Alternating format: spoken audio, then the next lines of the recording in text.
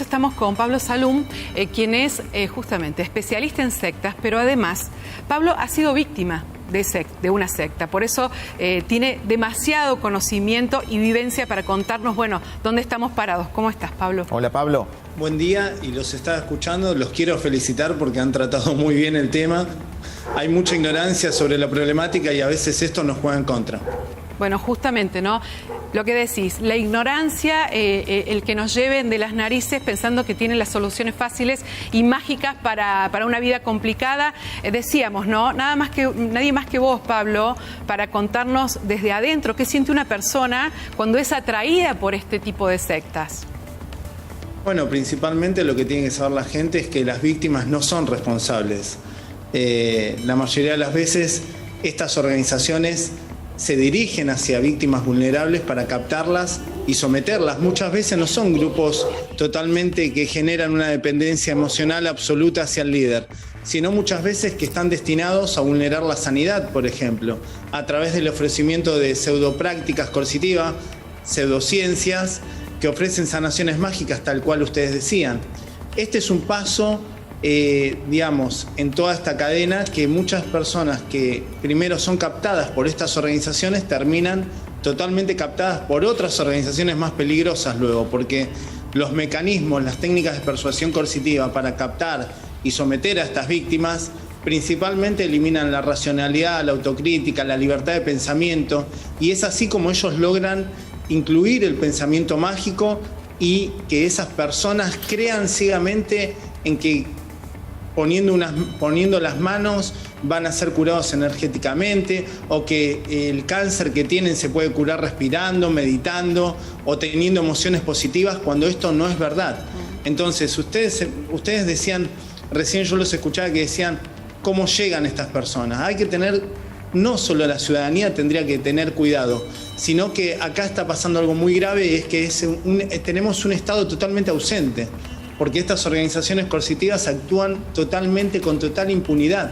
Acá no hay controles de ningún tipo de organismo. ¿Dónde está el Ministerio de Salud? Claro. ¿Entienden lo que les digo? Sí, imagínate, sí. Pablo, que hasta tiene su propio canal de YouTube. Es totalmente público todo lo que hacen, ¿no? Y como decís vos, bueno, chicos, no hay nadie que regule. Yo en Córdoba tenemos un largo historial de organizaciones coercitivas que hemos desbaratado. Meir tenía un hotel, tenía un restaurante, tenía un teatro. El Maestro Amor tiene una comunidad de 30 hectáreas. Después tenemos a Marcelo Bazán con Dolto Doxa, que tenía una cadena de consultorios de psicología, y así te puedo enumerar muchos casos en los cuales estamos participando desde hace mucho, inclusive el de Seyén, porque el de Seyén, las víctimas hace más de 2 años me vienen escribiendo, hay familiares que han perdido a sus seres queridos, hay una mujer que nosotros tenemos confirmado que ha fallecido de cáncer, porque este sujeto le dijo que le iba a curar el cáncer, y así un montón de organizaciones. El tema es que los fallecidos no denuncian. Claro. Y sus seres queridos es poco lo que pueden hacer una vez que su ser querido fue asesinado por uno de estos tipos, de estos gurú que se meten dentro de la sanidad. Ahora bien, Pablo, peligroso es que se han infiltrado tanto que están dentro de las universidades muchas veces. Claro, es todo un tema muy delicado, Pablo. Vos hacías mención de que has recibido denuncias de familiares que habían recurrido a esta persona aquí en Córdoba, este caso que ha tomado relevancia. ¿Qué fue lo que te manifestaron? ¿Cómo llegan a esa instancia? Es muy importante el dato que vas a aportar. Bueno, llegan a esa instancia luego que ven que sus familiares, como toda víctima de organización coercitiva, son alejados paulatinamente de sus vínculos, de sus hobbies, de sus actividades. Todo eso va siendo reemplazado por el pensamiento grupal del líder, por las actividades y las metas que tiene el líder. Entonces es aquí cuando nosotros hablamos que en Seyén, al igual que en el caso de Bazán y Dolto, hay trata de personas. Por eso nosotros asesoramos a las víctimas. Muchas de ellas fueron los que iniciaron la denuncia en Cura Brochero, y la denuncia fue principalmente por ejercicio ilegal de la medicina, porque era lo que teníamos hasta ese momento.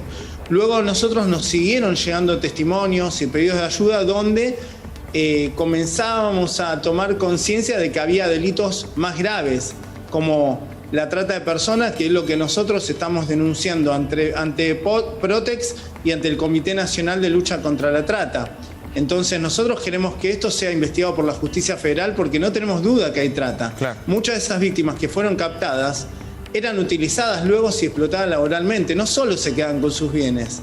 Y el año pasado también me contactaron de la Fiscalía de Cura Brochero justamente para que los colabore, para que los ayude en el caso, porque realmente necesitamos capacitar a las fuerzas de seguridad y a las funcionarias judiciales, porque en la mayoría de los casos que denunciamos no tienen conocimientos del accionar de estas organizaciones. Fíjate, Pablo, que nos estás contando de muchos que llegaron a hacerte la denuncia, ¿no? Pero en esta jornada nos encontramos también con quienes creen que esos que denuncian son traidores al líder. Y te lo pregunto justamente a vos, ¿cómo se hace para salir de un lugar así, ¿no? De una secta, de un líder. Te lo pregunto a vos porque fuiste una víctima. Bueno, la clave está que cuando hay un proceso de captación y de sometimiento psicológico, las víctimas en general, por esas mismas técnicas que fueron aplicadas, no pueden constituirse a sí mismos como víctimas, no se dan cuenta que son víctimas. Entonces, ese es un gran problema.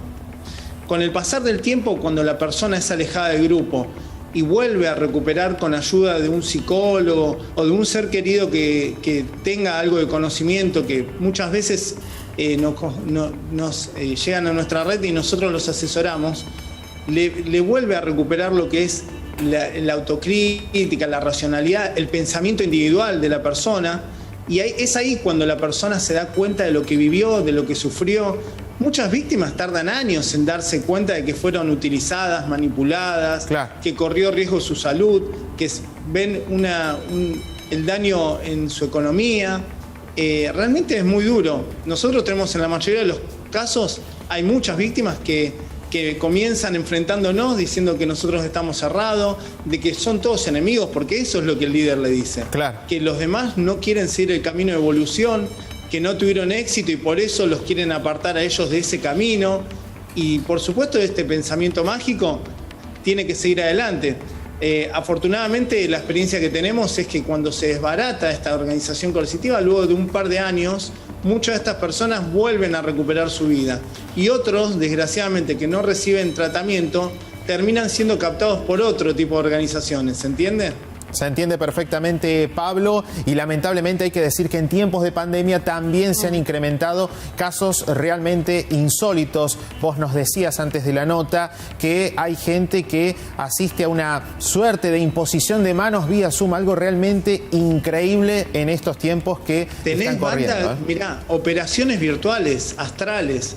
Hay gente que está diciendo que pone bandas gástricas astrales, virtuales. Esto es increíble. Lo peor de todo esto es que no conozco prácticamente ni un caso donde la justicia esté actuando de oficio.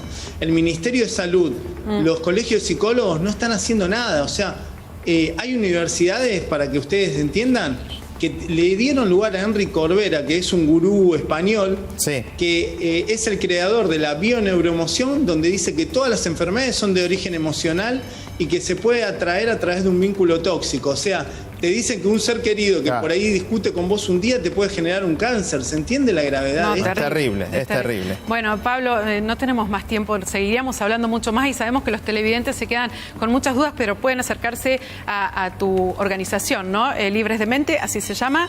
Ley Antisectas, nos van a encontrar en todas las redes. Sí. Les agradezco el espacio y le pido por favor a las autoridades, más que nada en Córdoba, incluso que hemos logrado la ley de asistencia a víctimas de organizaciones coercitivas en el año 2011 y que quiero que se aplique. O sea, yo ya estoy cansado de mandarle mail a todos los diputados, a la gobernación. Hay una ley que hay en Córdoba que debería crear campañas de concientización, prevención y asistencia. Esta ley no se está cumpliendo y parte de la responsabilidad de todas estas víctimas que fueron captadas es del gobierno. Claro. Bueno, eso es un tema que todo el mundo sabe que está, pero solo nos animamos a hablarlo cuando pasan cosas como esta, ¿no? Tal cual. Cuando se termina dando a conocer. Gracias por hacerlo visible. Muchísimas gracias a vos, Pablo.